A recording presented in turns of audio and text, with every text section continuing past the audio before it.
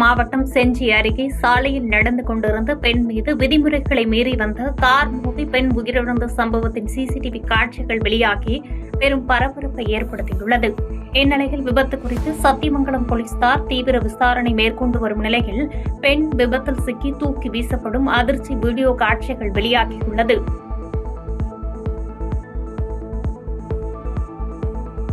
திருப்பத்தூர் மாவட்டம் வாணியம்பாடியில் நடைபெற்ற திமுக சாதனை விளக்க பொதுக்கூட்டத்தில் இஸ்லாமியர்களுக்கு பாதுகாவலராக முதலமைச்சர் மு.க.ஸ்டாலின் செயல்படுவார் என நாடாளுமன்ற உறுப்பினர் கதிர் ஆனந்த் குறிப்பிட்டுள்ளார்.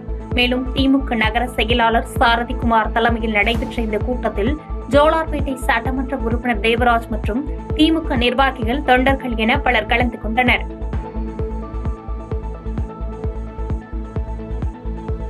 கரூர் மாவட்டம் வெள்ளியணை கணபதி பகுதியில் 8 வயது சிறுவர் தன்விஷ் தனது உண்டியல் சேமிப்பு பணத்தை இந்திய ராணுவத்திற்காக மாவட்ட ஆட்சியரிடம் வழங்கியுள்ள சம்பவம் நெகிழ்ச்சியை ஏற்படுத்தியுள்ளது. மேலும் தன்விஷ் வயநாடு வெள்ள நிவாரணத்திற்கும் தனது உண்டியல் சேமிப்பு பணத்தை வழங்கியுள்ளார் என்பது குறிப்பிடத்தக்கது.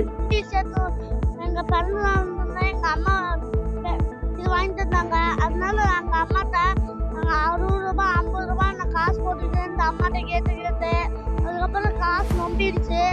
ஆனால் ராணுவ வீரருக்கு நான் காசு கொடுக்க வந்திருக்கேன். திண்டுக்கல் மாவட்டம் மலை அடிவார பத்ரகாளியம்மன் திருக்கோயிலில் தெப்ப உற்சவ விழா மிக விமர்சையாக நடைபெற்றது. சித்திரை திருவிழாவை முன்னிட்டு நடைபெற்ற இந்த விழாவில் ஏராளமான பக்தர்கள் கலந்து கொண்டு சுவாமி தரிசனம் செய்தனர். புதுக்கோட்டை மாவட்டம் விஸ்வகர்மா பகுதியில் திமுக சாதனை விளக்க பொதுக்கூட்டம் ஒன்றிய செயலாளர் ராமகிருஷ்ணன் தலைமையில் நடைபெற்றது. இக்கூட்டத்தில் சட்டமன்ற உறுப்பினர் வை முத்துராஜா, முன்னாள் சட்டமன்ற உறுப்பினர் கவிதை பித்தன் உள்ளிட்டோர் கலந்து கொண்டு காலை உணவு திட்டம், மகளிர் உரிமை தொகை போன்ற திமுக திட்டங்களின் சிறப்பினை எடுத்துரைத்தனர். முதலமைச்சர் அறிவித்த இந்த காலை சிற்றுண்டி திட்டத்தில் பாத்தீங்கன்னா சத்தான உணவு கொடுத்து நம்ம முதலமைச்சர் கொடுத்திருக்காங்க. எந்த மாநிலத்திலும் இந்த காலை சிற்றுண்டி திட்டம் கிடையாது. திருவாரூர் மாவட்டம் திமுக சார்பில் 4 ஆண்டு சாதனை விளக்க பொதுக்கூட்டம் சட்டமன்ற உறுப்பினர் பூண்டி கலைவாணன் தலைமையில் நடைபெற்றது. மேலும் இக்கூட்டத்தில் தலைமை கழக பேச்சாளர் ஆரூர் தமிழ்மணி கலந்து கொண்டு 4 ஆண்டு சாதனைகள் குறித்து பொதுமக்களிடையே சிறப்புரையாற்றினார். விருதுநகர் மாவட்டம் சித்ரா பௌர்ணமியை முன்னிட்டு சிறப்பு பேருந்துகள் இயக்கப்படாததால் அவதியடைந்த பொதுமக்கள் அரசு போக்குவரத்து கழகத்தை கண்டித்து சாலை மறியலில் ஈடுபட்டதால் போக்குவரத்து கடுமையாக பாதிக்கப்பட்டது. இதனையடுத்து தகவல் அறிந்து சம்பவ இடத்திற்கு வந்த போலீசார் பொதுமக்களிடம் பேச்சுவார்த்தை நடத்தி பயணிகளை தனியார் பேருந்துகளில் அனுப்பி வைக்கும் பணியில் ஈடுபட்டனர்.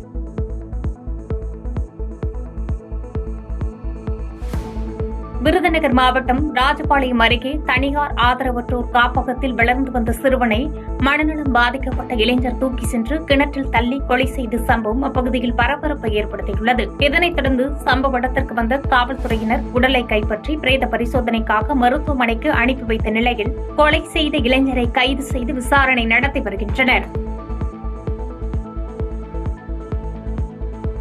எடப்பாடி பழனிசாமி பிறந்த நாளுக்காக தான் போர் நிறுத்த நடவடிக்கை மேற்கொள்ளப்பட்டுள்ளதாக சென்னை திருவொற்றியூரில் நடைபெற்ற இபிஎஸ் பிறந்தநாள் விழாவில் முன்னாள் அமைச்சர் வைகை செல்வன் தெரிவித்துள்ளார்.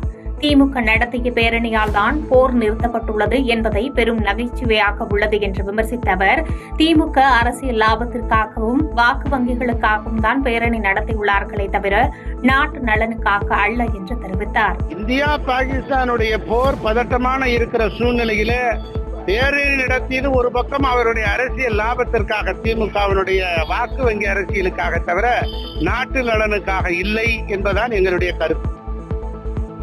ஆண்டிப்பட்டி அருகே 10 வயதில் வீட்டாரிடம் கோபித்துக் கொண்டு ஊரை விட்டு சென்றவர் 40 ஆண்டுகளுக்கு பின்பு தாய் மற்றும் சொந்தங்களை சந்தித்துக் கொண்ட நிகழ்வு பெரும் நெகிழ்ச்சியை ஏற்படுத்தியுள்ளது. தேனி மாவட்டம் ஆண்டிப்பட்டி அருகே உள்ள கதிர் நரசிங்கபுரம் கிராமத்தை சேர்ந்த நடராஜன் ருக்மணி தம்பதியர் மூத்த மகன் குமார் கடந்த 1985ஆம் ஆண்டு தனது 10 வயதில் வீட்டை விட்டு வெளியேறிய நிலையில் 40 ஆண்டுகளுக்கு பின்னர் தனது தாயை சந்தித்தார். 40 ஆண்டுகளுக்கு முன்னர் காணாமல் போன மகனை கண்ட தாய் ருக்மணி ஆனந்த கண்ணீருட்டபடி மகனை கட்டி தழுவினார்.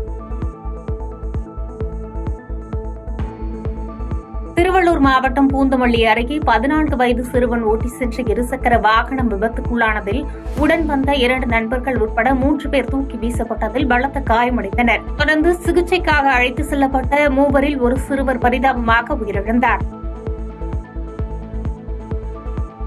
கடலூர் மாவட்டம் மங்களூர் ஒன்றியத்திற்குட்பட்ட கிராமங்களில் தொழிலாளர் நலன் மற்றும் திறன் மேம்பாட்டுத்துறை அமைச்சர் சி.வே. கணேசன் மக்களிடம் நேரில் சென்று குறைகளை கேட்டறிந்தார். பின்னர் தொண்டக்குறிச்சி, அரியநாச்சி, கல்லூர் ஆகிய கிராமங்களில் 15 பயனாளிகளுக்கு கலைஞர் கனவு இல்லம் திட்டத்தின் கீழ் வீடு கட்டும் பணி ஆணையை வழங்கினார்.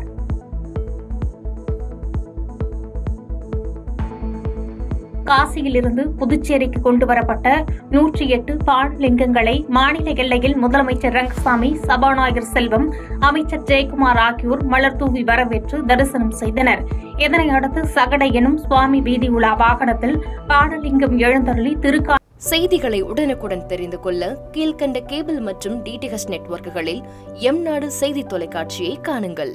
பாதகம் செய்பவரை கண்டால் நாம் பயம் கொள்ளலாகாது பாப்பா. மோதி மிதித்துவிடு பாப்பா, அவர் முகத்தில் உமிழ்ந்துவிடு பாப்பா. அண்மை செய்திகளை உடனுக்குடன் தெரிந்து கொள்ள இணைந்திருங்கள் எம்நாடு.